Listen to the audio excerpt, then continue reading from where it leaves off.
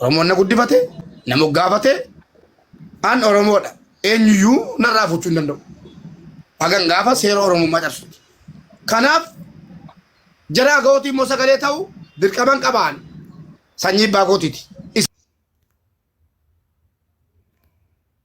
Isinis sanyii abbaa gootiitiif sagalee naa ta'uu malee dubbachuu amma ajanda amma kee kana keessatti dhaggeeffadhu mee agawoodhaan ajanda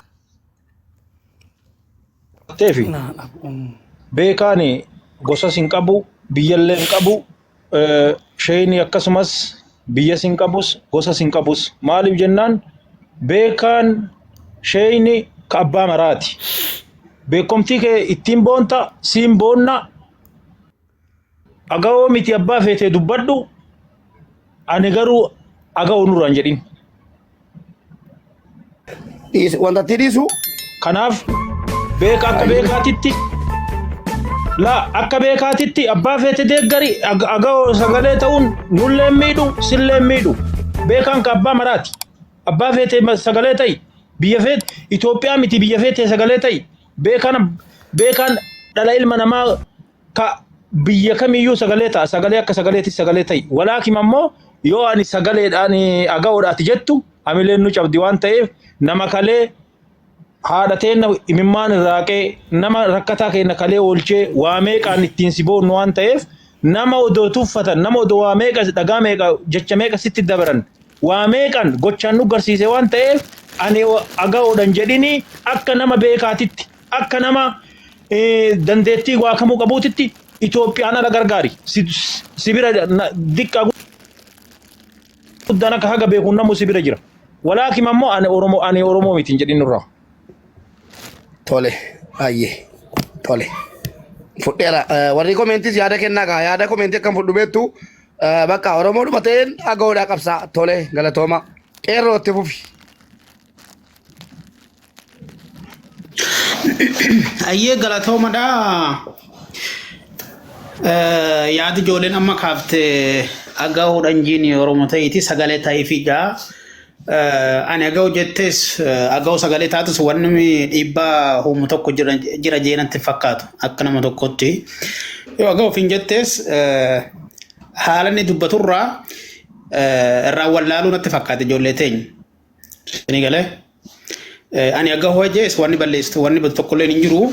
Laakiin Oromoos ta'eetuma sagalee sabaaf sablammootis oo sagalee ta'e rakkoon hin jiru. Kanarratti yaada keessa kennatu ani rakkisaadha jeetin yaada. Ati yaada mataa keetiin of taatee deemtu itti fuuf rakkoon hin jiru. sagalee kiyya argama Ni dhagaa Koo dabareen dubbadhaa. Koo dabareen dubbata. Kanaafuu waan sitti fakkeesse uummata sabaaf sablammootii sagalee ta'uu kan keeti ittiin boonna uummata Oromoo fi waa guddaa daladdee jirta.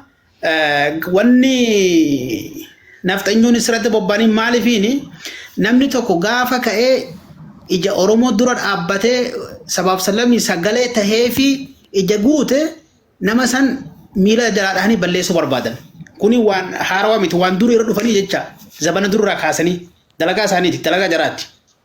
Kanaafuu naftanyoonni har'aas diina kee diina Oromooti gara fuulduraatti diinuma keenya.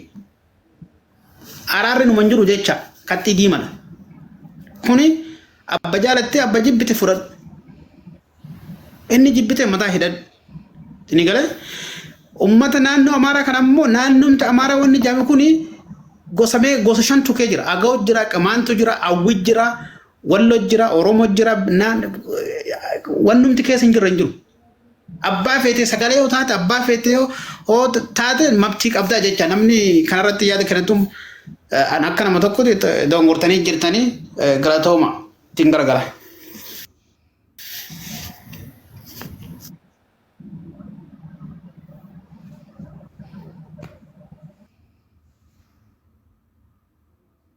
Ayyee Ridwaan maal jettaa warri kaan maal jettu dubbadhaa.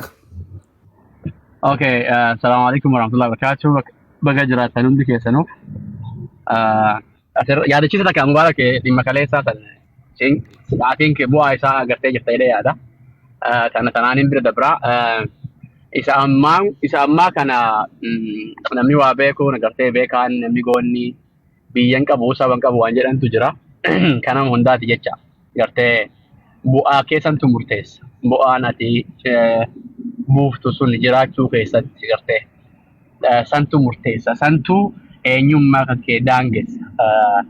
Namni waa gartee lammummaa sabummaa namarraa fudhatu hin jiru, namni namaa kennu hin jiru.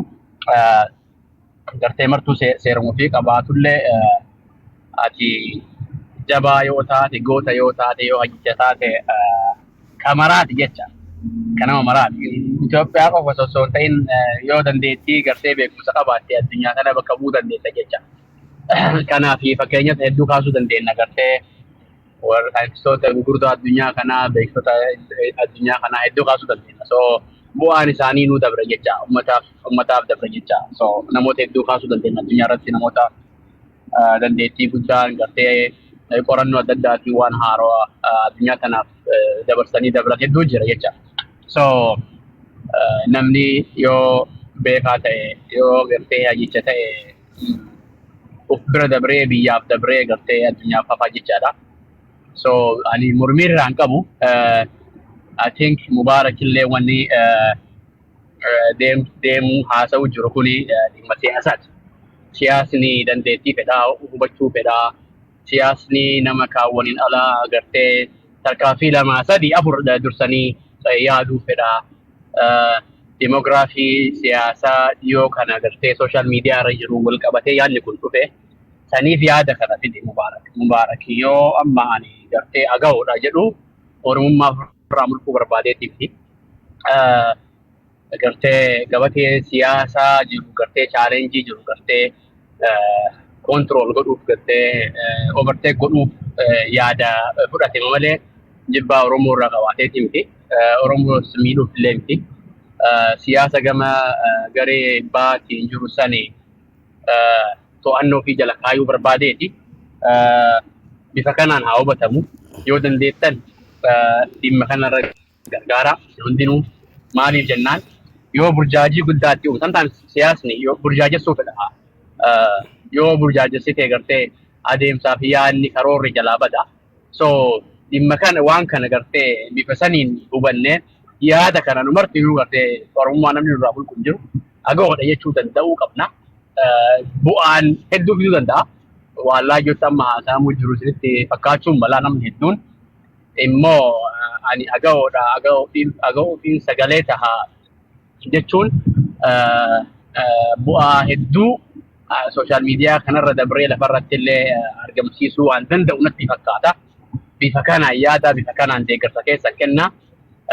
Sometimes waan siin taane illee gartee gurmuu mul'isuuf deeggaruu barachuu qabna namni kenna yoo gartee yaadni kiyyamee fi si liqimsamuu baatee gartee mormii irraa qabaatte yoo danda'e I mean like gurmuu ta'uu kan kee agarsiisuu danda'uu qabda. I know yaadni kiyya siin taane hin beekaa garuu tokkummaa achi keessatti mormee wanni fiduu danda'u jiru mee haa sappoortuu nama kana mee bira haa dhaabadhu mee bu'aan tarii inni fiduu danda'u jira jennee bifa sanii yaaduu danda'uu qabna yaada jedhu qaba. Haasawammaa ta'u kana keessatti mee namoota hedduu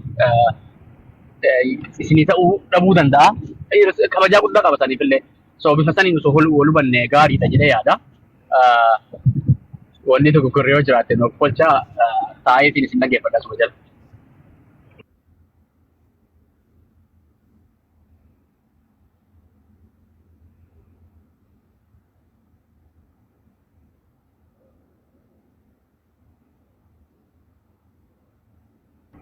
Na dhagayaa turtanii fi dhagayamaa ture miti sagaleen kiyya.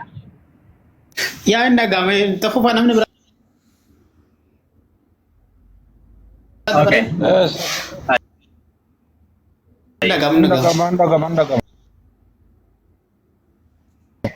Ndagama.